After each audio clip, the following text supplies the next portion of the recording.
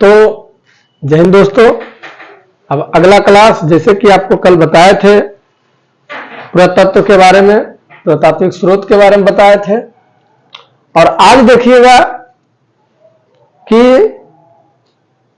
जो हमको साक्ष्य मिला, कौन कौन किनके किनके काल में हम साक्ष्य को प्राप्त। देखिएगा भारतीय पुरातत्व के से संबंधित तथ्य। 1861 ईस्वी में अलेक्जेंडर कनिंघम ने भारत में पुरातत्व का सर्वेक्षण किया था। 1861 ईस्वी में अलेक्जेंडर कनिंघम ने भारत में पुरातत्व सर्वेक्षण किया था। इसीलिए अलेक्जेंडर कनिंघम को भारतीय पुरातत्व का जनक कहा जाता है। भारतीय पुरातत्व का जनक किन्हें कहा जाता है? तो अलेक्जेंडर कनिंघम को। फिर उसके बाद 1863 ईस्वी में भारत में पाषाण कालीन काल और प्रागैतिहासिक काल, ये दोनों काल का जनक जो है रॉबर्ट ब्रुकफूट को कहा जाता है। रॉबर्ट ब्रुकफूट को कहा जाता है। 1871 ईस्वी में भारतीय पुरातत्व सर्वेक्षण का गठन किया गया था। 1871 ईस्वी में भारतीय पुरातत्व सर्वेक्षण का गठन किया गया था। इसीलिए फिर उसके बाद 1901 ईस्वी में लॉर्ड कर्जन के समय केंद्रीकृत किया गया। भारतीय पुरातत्व को लॉर्ड कर्जन के द्वारा केंद्रीकृत किया गया।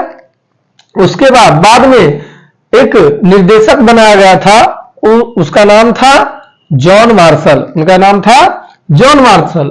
अभी वर्तमान में इन सब चीजों का जो देख रेख होता है वो भारतीय संस्कृत मंत्रालय के पास होता है। किनके पास होता है? भारतीय संस्कृत मंत्रालय के पास होता है। तो इस चीज को आप नोट कर लीजिए।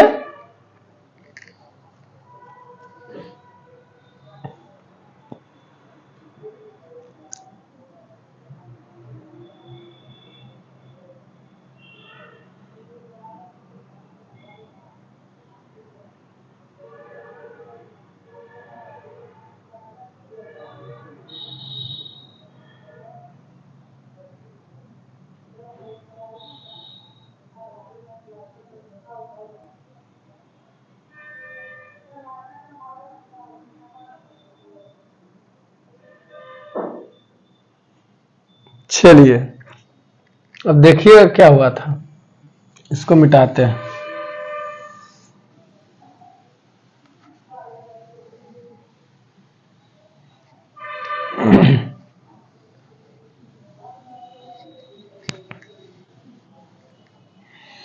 कहा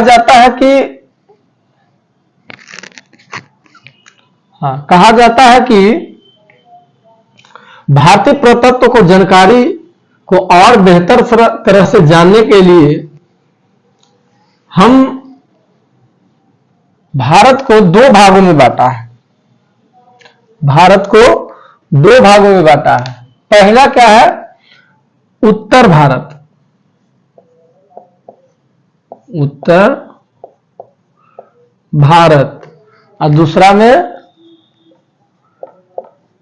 दक्षिण भारत। देखिए पहला में क्या है? उत्तर भारत और दूसरा में है दक्षिण भारत। इसमें जो है देखिएगा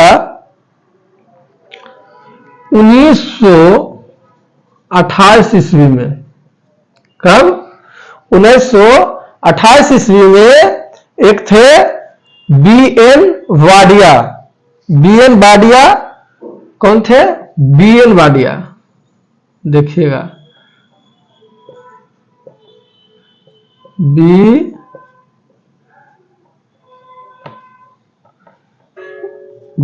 वाडिया। बी.एन. वाडिया ने सोहन नदी, कौन था? सोहन नदी से कुछ चीजें प्राप्त किए थे, है ना? सोहन नदी।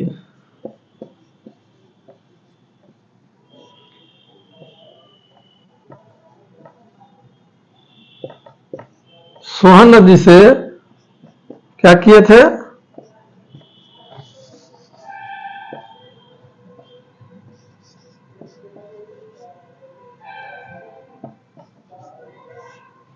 सोहन नदी से प्रथम उपकरण प्राप्त किए थे, है ना। और दक्षिण भारत में, दक्षिण जो भारत था, 1863 ईस्वी में रॉबर्ट ब्रुकफुट, कौन था? 1863 ईस्वी में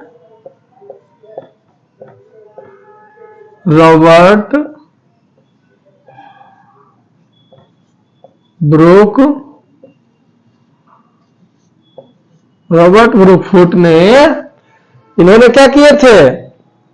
इन्होंने जो थे पल्लवम से प्राप्त किए थे। कहां से? पल्लवरन, जिससे कि बताए थे कहां है? चेन्नई में, चेन्नई में। तो ये दो भाग था, पहला था सोहन नदी और दूसरा था पल्लवरन। इसमें जो थे उत्तर भारत में जो इसका जो प्रतिपादन जो किए थे वो थे BN वाडिया, और इसमें थे रॉबर्ट ब्रुकफुट, पल्लवरन, चेन्नई से। ये 1863 में और ये 1928 में। इसको नोट कर लीजिए।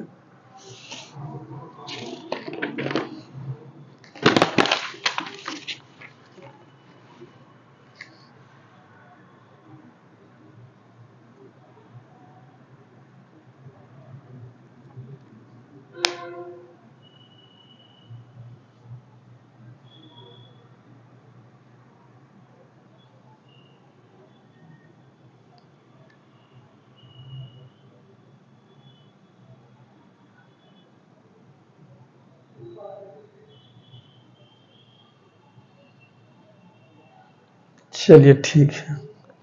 अब देखिएगा कि दोनों काल में कौन कौन से जगह से क्या क्या मिला था, उसके बारे में बताना है, देखना है।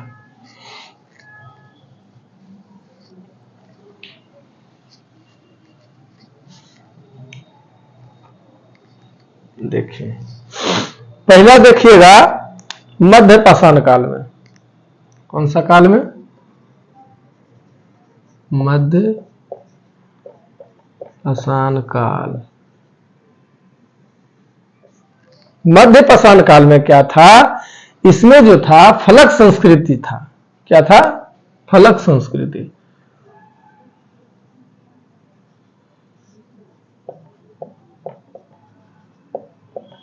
फलक संस्कृति। फलक संस्कृति में क्या था? इसमें जो कहा जाता था फलक ब्लेड स्कैनर संस्कृति का साक्ष्य था। क्या था?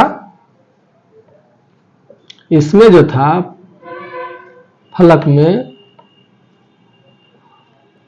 ब्लेड स्क्रेचर, इन सब चीजों का इसमें था, है ना। ये था मध्य पाषाण काल में। उपकरण के तौर पर इसको नाम, खोज के आधार पर इसका नाम भी दिया गया था। इसका नाम दिया गया था नेवासाई चरण।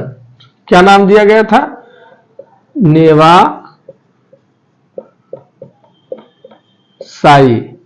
नेवासाई चरण, है ना। ये चीजें जब ज्यादा खोज हो गया तब इसको नाम दिया गया था। पूरा जब जानकारी जब इसके बारे में हुआ तब इसका नाम दिया गया था नेवासाई, है ना। उसके बाद फिर आया था उत्तर पाषाण काल में।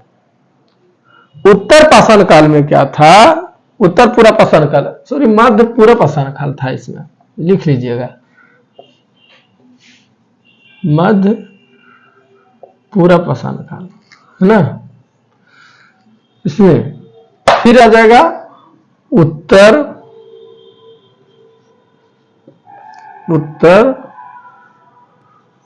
पूरा पाषाण, उत्तर पूरा पाषाण काल। इसमें देखिएगा इसमें क्या हुआ था उत्तर पूरा पाषाण काल में इसमें उपकरण निर्माण तकनीक आ गया था। क्या आ गया था?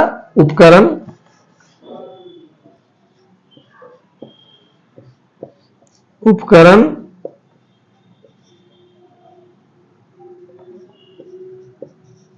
निर्माण तकनीक ये आ गया था इस समय उत्तर पूर्व पाषाण काल में।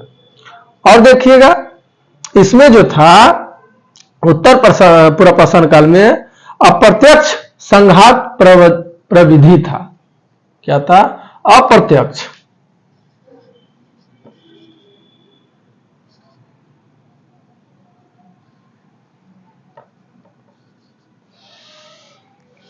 अप्रत्यक्ष है ना। अप्रत्यक्ष का मतलब होता था जिसको मतलब जो पूरे जानकारी के माध्यम से जो पहले जो था है ना उसको जानकारी में नहीं ला करके ये था अप्रत्यक्ष रूप से, प्रत्यक्ष रूप से नहीं, अप्रत्यक्ष रूप से संघात और प्रविधि अप्रत्यक्ष रूप से संघात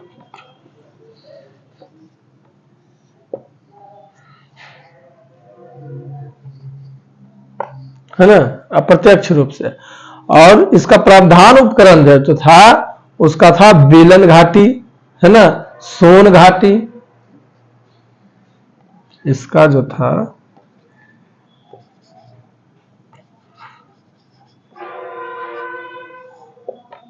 कौन कौन जगह था? बेलन घाटी,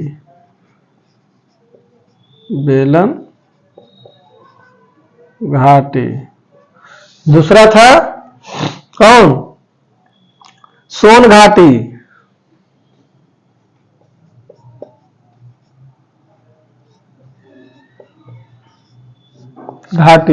उसके बाद था पूर्वी एवं पश्चिमी सिंहभूम,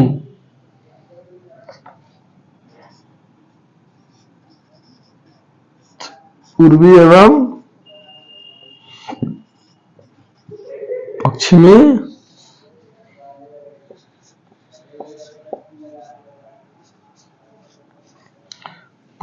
पश्चिमी सिंहभूम। और एक था बेमुला, कौन जगह था?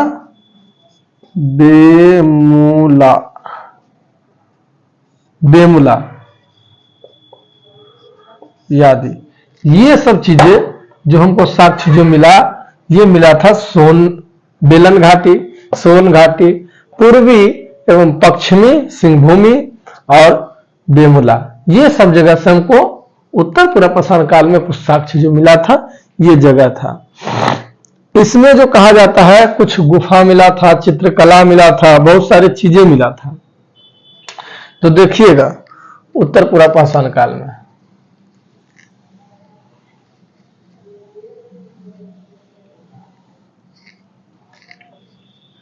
इसमें जो मिला था हमको कुछ कला मिला था। क्या मिला था? कला।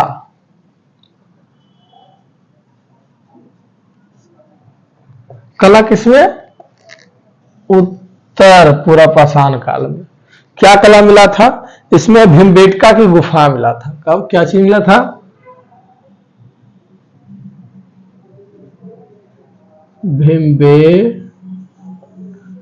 भीमबेटका का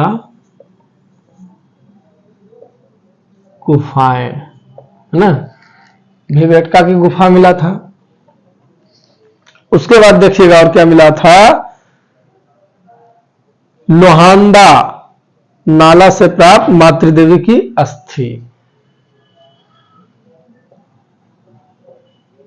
मातृ देवी की अस्थि। कहां से? लोहांडा से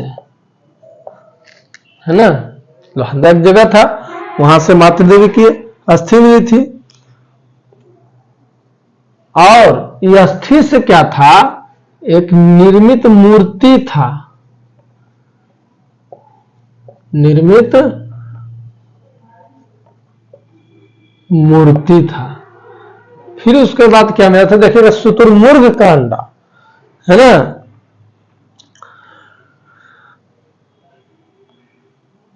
देखिए शुतुरमुर्ग,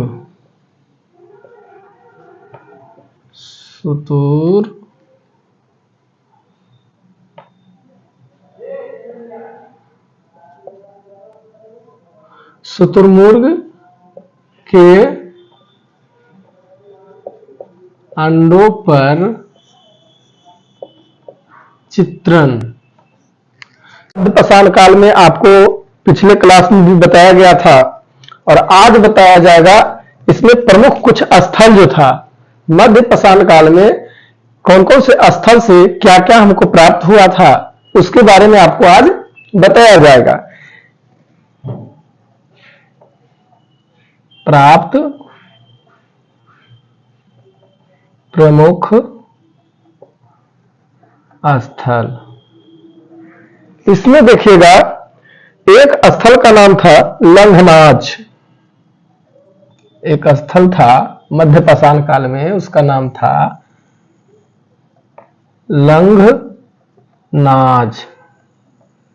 लंघनाज जो था वह गुजरात में पड़ता था, गुजरात में। और कहा जाता है कि इसमें 14 मानव का कंकाल मिला था। इसमें जो मिला था 14 मानव का कंकाल मिला था, कंकाल मिला था, 14 मानव का कंकाल मिला था। उसके बाद एक और स्थल था, इसका नाम था मलदहा। एक स्थल था मलदहा, यह प्रयागराज में पड़ता है। कहां पड़ता है? प्रतापगढ़, प्रतापगढ़ यूपी, प्रतापगढ़ उत्तर प्रदेश। ये जो है मलदहवा प्रतापगढ़ ये उत्तर प्रदेश, इसमें 28 समाधियां मिला था। कितना मिला था? 28 समाधियां का साक्ष्य मिला था। समाधियां, 28 समाधियां का साक्ष्य मिला था, साक्ष्य मिला, है ना। उसके बाद एक और स्थल था, उसका नाम था दमदमा। ये स्थल था दमदमा था, ये भी प्रतापगढ़ में था। प्रतापगढ़, प्रतापगढ़ यूपी। स्थल का नाम है दमदमा, प्रतापगढ़ यूपी। और इसमें जो कहा गया है कि 41 गो समाधान मिला था। समाधान, समाधान का मतलब होता है कि जहां पर मनुष्य को दफनाया गया था, है ना, और वो कब्र बनाया गया था, और उस कब्र में जो मिला था उसी को समाधान कहा जाता था, है ना। और जिसमें शव रखाता था उसको समाधियां कहता था, है ना। समाधियां बना करके शव को रखा जाता था।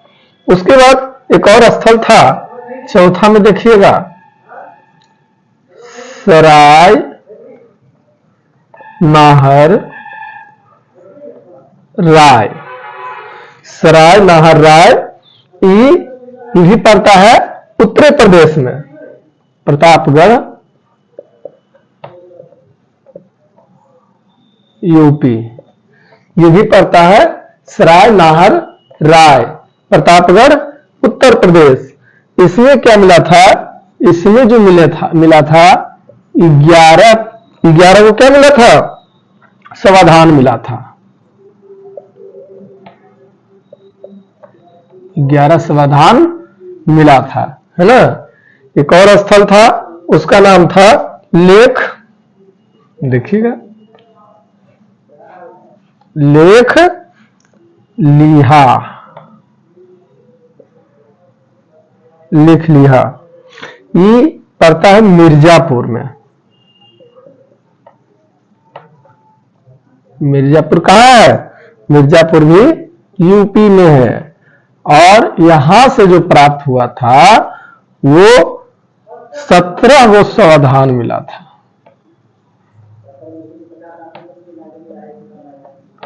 कितना मिला था? 17 समाधान। तो ये था मध्य पाषाण काल में। मध्य पाषाण काल में इतना स्थल था और इन सभी स्थलों से ये सारी चीजें प्राप्त हुआ था। जैसे लंघनाज गुजरात 14 मानव का कंकाल प्राप्त हुआ था। उसके बाद था मलदहा, यह प्रतापगढ़ उत्तर प्रदेश में है। इसमें 28 गो समाधियां मिला था, है ना। उसके बाद था दमदमा, ये भी प्रतापगढ़ में पड़ता है। प्रतापगढ़ कहां पड़ता है? उत्तर प्रदेश में। और ये इसमें भी 41 समाधान प्राप्त हुआ था। समाधान का मतलब ये होता था जहां 100 मतलब जो मृत बॉडी होता था उसी को समाधान कहा जाता है। उसके बाद सराय नाहर राय, ये भी प्रतापगढ़ में पड़ता है और इसमें 11 समाधान मिला था। और लेख लिहा, यह मिर्जापुर में पड़ता है, उत्तर प्रदेश में है और 17 समाधान प्राप्त हुआ था। इसको आप लिख लीजिए।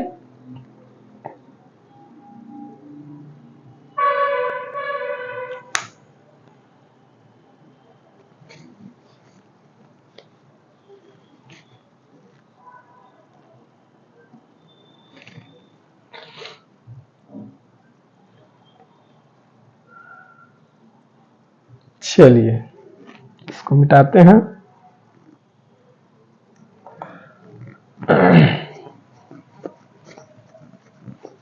अब इसके बाद नवपाषाण काल में आइएगा।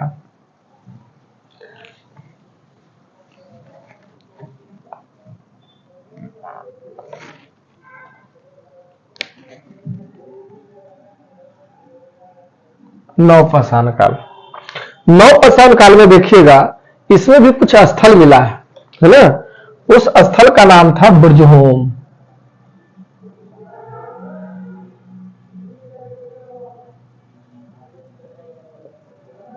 बुर्जहोम एक स्थल था। बुर्जहोम कहां पड़ता है? हाँ देखिएगा, बुर्जहोम इसमें मिला था भुर्ज का वृक्ष, है ना। क्या मिलता है? भुर्ज का वृक्ष मिला है इसमें। एक है बुर्जहोम है, बुर्जहोम में भुर्ज का वृक्ष मिला था। ये दूसरा में देखिएगा, दूसरा में एक स्थल था ये देखिएगा J&K, जम्मू कश्मीर में स्थित 16 गो क्या था? गर्तावास था। एक स्थान था जम्मू कश्मीर, है ना। इसमें क्या मिला था? 16 प्रकार का गर्तावास,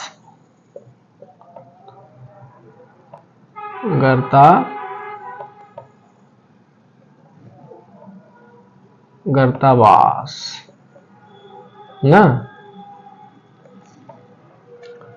उसके बाद एक और स्थल था कोलडिहवा, एक स्थल था कोलडिहवा।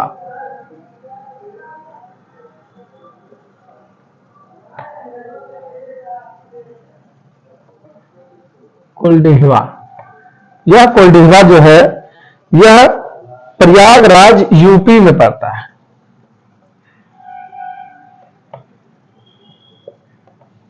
प्रयागराज यूपी में पड़ता है कोलडिहवा। और इससे कहा जाता है कि धान की खेती का साक्ष्य मिला था। क्या मिला था? धान की खेती का साक्ष्य, धान की खेती का साक्ष्य ना। क्या मिला था? धान की खेती का साक्ष्य मिला। कहां से? ये देख लीजिएगा, बुर्जहोम से भुर्ज का वृक्ष का साक्ष्य मिला, जम्मू कश्मीर से 16 गर्तावास मिला और कोलडिहवा यह प्रयागराज उत्तर प्रदेश में पड़ता है, इसमें धान की खेती का साक्ष्य मिला है। ठीक है। उसके बाद आइएगा, एक और स्थान था उसका नाम था चिरांद। ये चिरांद कहां पड़ता है? बिहार में। कहां पड़ता है? बिहार में पड़ता है। और इससे कहा जाता है कि अस्थि निर्मित कुछ उपकरण प्राप्त हुआ था। क्या मिला था? अस्थि। अस्थि मतलब अस्थि निर्मित उपकरण।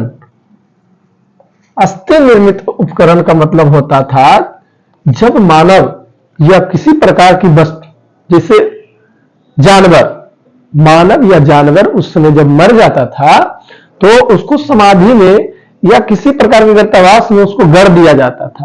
और गड़ने के बाद जब उसको अस्थि, जब हड्डी उसका बचता था तो उसको निकाला जाता था और निकाल करके उससे औजार बनाता था। उसी को उपकरण कहा जाता है। वही औजार को निकाल करके कुछ चीजें बनाता था।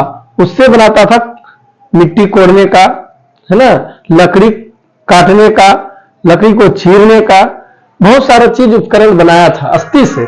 जिसका जो मिला था साक्ष्य वो चिरांद बिहार में मिला था।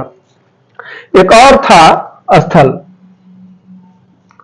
उसका नाम था गुफ कराल। गुफ कराल। ये गुफ कराल देखिएगा, ये गुफ कराल कुम्हरार की गुफा में है। कहां है?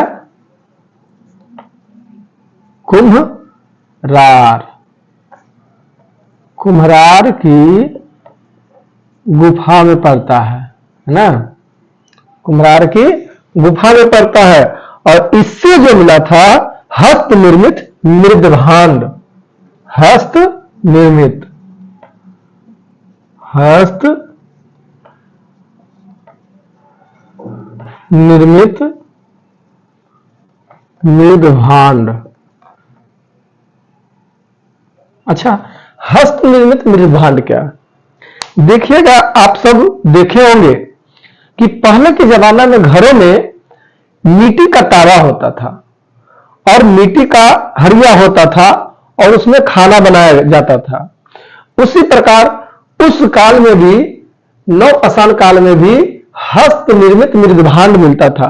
मृदभांड का मतलब होता था कि वैसा वस्तु जो तांबा या लोहा या मिट्टी के बर्तन से बना होता था, है ना, उसी को हस्त निर्मित, अपने हाथों से बनाता था। मिट्टी का बर्तन बनाता था और उसमें खाना बनाता था, है ना, तांबा में रोटी बनता था। बहुत सारे मिट्टी के वैसे निर्मित वस्तुएं प्राप्त हुई जिसको कहा जाता है मृदभांड। ठीक है।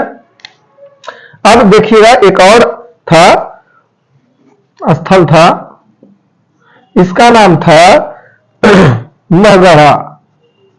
महगढ़ा। महगढ़ा। यह महगढ़ा प्रयागराज में उत्तर प्रदेश में पड़ता है। प्रयागराज यूपी। प्रयागराज यूपी में। इसमें क्या मिला था? कहा जाता है कि इसमें जौ की खेती का साक्ष्य मिला था। क्या मिला था? जौ की खेती का साक्ष्य मिला था और पशुवाड़ा का साक्ष्य मिला था। क्या क्या मिला था? देखिएगा, जौ की खेती का साक्ष्य मिला था, है ना। और कहा जाता है पशुवाड़ा का।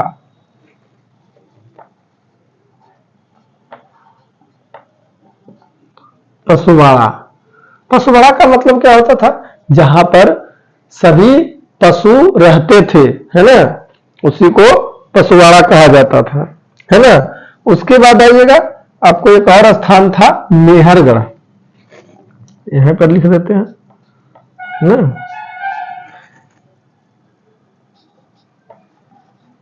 मेहरगढ़, है ना।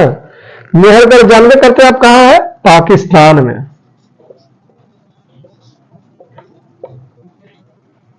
पाकिस्तान में पड़ता है। मेहरगढ़ में कहा जाता है कि गेहूं की खेती का साक्ष्य मिला था। क्या मिला था? गेहूं की खेती का साक्ष्य। गेहूं की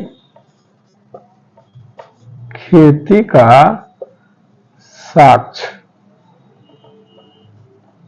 गेहूं की खेती का साक्ष्य मिला है। और कहा जाता है कि मेहरगढ़ में भैंस पाला जाता था। क्या पाला जाता था? भैंस। यहां पर देखिएगा एक और साक्ष्य मिला है भैंस पालने का। भैंस पालन का साक्ष्य, भैंस पालन का साक्ष्य मिला है। क्या क्या मिला है? भैंस पालन का साक्ष्य। आपको पता है कि ये नवपाषाण काल में कुछ स्थान था, है ना? ये सभी स्थान से जो जो चीजें प्राप्त हुई वो इस प्रकार है।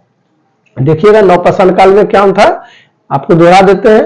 बुर्जहोम, इसमें भुर्ज का वृक्ष मिला है। भुर्ज का वृक्ष जो होता था वो बर्फीला जगहों में होता था। बर्फीला जगहों में देखिएगा कि लंबा लंबा होता था, उसका जो शेप होता था पूरा लंबा होता था। और वो बर्फों पर अभी भी देखिएगा कि बर्फ जो इलाका है वहां बर्फ पर देखिएगा कि लंबा आकार का वृक्ष होगा।